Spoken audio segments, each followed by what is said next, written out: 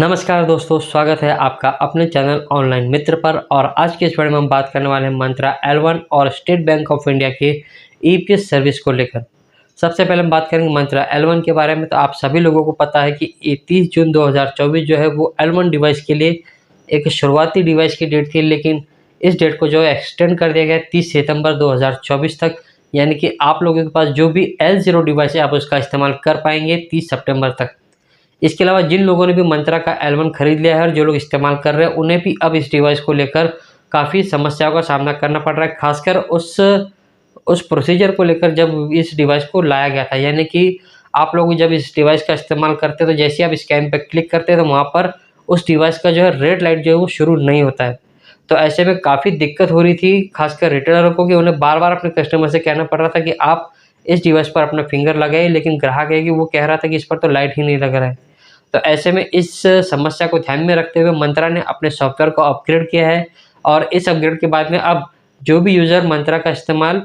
L1 device का इस्तेमाल जो है अपने मोबाइल पे कर रहे हैं तो उनका जो डिवाइस है वो तुरंत ही एक्टिवेट हो जा रहा है रेड लाइट के साथ, और उसके बाद कस्टमर इसका जो है आसानी से इस्तेमाल कर पा रहा है। लेकिन जिन यूज़र्स का जो है कंप्यूटर या पीसी पर वो लोग इसका इस्तेमाल कर रहे हैं तो वहाँ पर उन्हें एक दिक्कत का सामना करना पड़ रहा है कि उन्हें मतलब वो उनका जो डिवाइस है वो काम ही नहीं कर रहा है। तो ऐसी स्थिति में मैं उनसे ये रिक्वेस्ट करूँगा कि वो अपने जो ड्राइवर है L1 के पुराने ड्राइवर उन्हें अनइंस्टॉल कर ले और मंत्रा की वेबसाइट पर जाकर अपने नए ड्राइवर्स को जो है इंस्टॉल कर दे। इसके अलावा चलते हैं दूसरे हमारे टॉपिक की तरफ, वो स्टेट बैंक ऑफ इंडिया का। आप सभी लोगों को पता है कि अब स्टेट बैंक ऑफ इंडिया की जो CSP संचालक है वो लोग अब आधार सर्विस को जो है अनेबल कर सकते हैं अपने कस्टमर्स के बैंक अकाउंट से। यानी कि ये जो सर्विस है, पहले उन्हें बैंकों में एक फिजिकल फॉर्म जो है सबमिट करना होता था कि आप हमारा ईपीएस सर्विस को जो है एक्टिवेट कर दीजिए, लेकिन अब इस सर्विस के एक्टिवेशन और डीएक्टिवेशन का काम जो है वो CSP संचालकों के पोर्टल पर लॉन्च कर लाइव हो चुका है। और अब ये जो CSP संचालक है वो यूट्यूब पर और अदर माध्यम से अपने सभी CSP संचालकों को ये बात कह रहे हैं कि अब आपका ग्राहक आपके अलावा कहीं और नहीं जाएगा। इस टॉपिक पर मैंने पहले भी वीडियो बनाया था, जब मार्च और अप्रैल के दौरान ये जो ईपीएस सर्विस जो है NPCI द्वारा जब डिसेबल कर दी गई थी तो कई सारे जो CSP संचालक है वो उनके फिजिकल फॉर्म में से ऑफर्स के ऑप्शन को ही उन्होंने हटा दिया गया था, जिसकी वजह से ईपीएस के जितने भी कस्टमर थे उन्हें ये दिक्कत हो रही थी कि उनकी जो है वहाँ पर हमें एक देखने को कि your Aadhaar is not link with your account, ऐसा हमें एरर देखने को मिल रहा था काफ़ी सारे पोर्टल पर। उसके बाद कई सारे रिटेलरों ने अपने पास से उन्हें फिजिकल फॉर्म जो वो प्रिंट आउट निकाल कर दिए है, और उसके बाद उन कस्टमर्स ने जब उन्होंने बैंक में सबमिट किया तब जाके उनकी ईपीएस सर्विस को जो है वो स्टार्ट किया गया। लेकिन अब ये जो है जो प्रोसीजर है वो अब CSP संचालकों द्वारा की जाएगी। तो ऐसे में हो सकता है कि कई सारे जो CSP संचालक है स्टेट बैंक ऑफ इंडिया के, वो उन कस्टमर्स के साथ जो है वो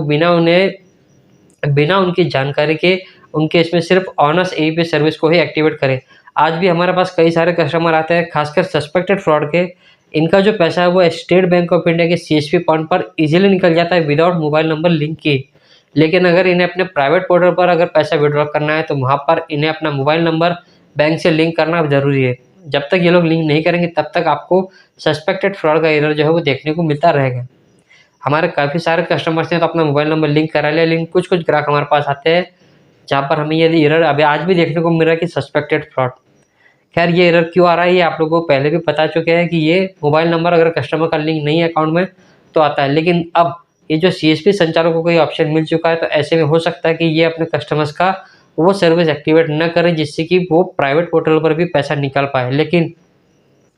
मैं इस बारे में स्टेट बैंक ऑफ इंडिया के अधिकारियों को सूचित करना चाहता हूँ कि वो इस बात पर विशेष ध्यान दें कि मतलब कस्टमर्स के साथ किसी भी तरह का कोई फर्जीवाड़ा न हो और वो किसी भी स्टेट बैंक ऑफ इंडिया की CSP पर ही आश्रित न रहे। उन्हें सभी प्राइवेट पोर्टल और SBI के पोर्टल पर पैसा निकालने की सुविधा प्राप्त होती रहे। चलिए बढ़ते हैं अगले वीडियो में, तब तक के लिए धन्यवाद। अगर आपको वीडियो पसंद आए तो वीडियो को लाइक करें और हाँ, चैनल को सब्सक्राइब जरूर करें।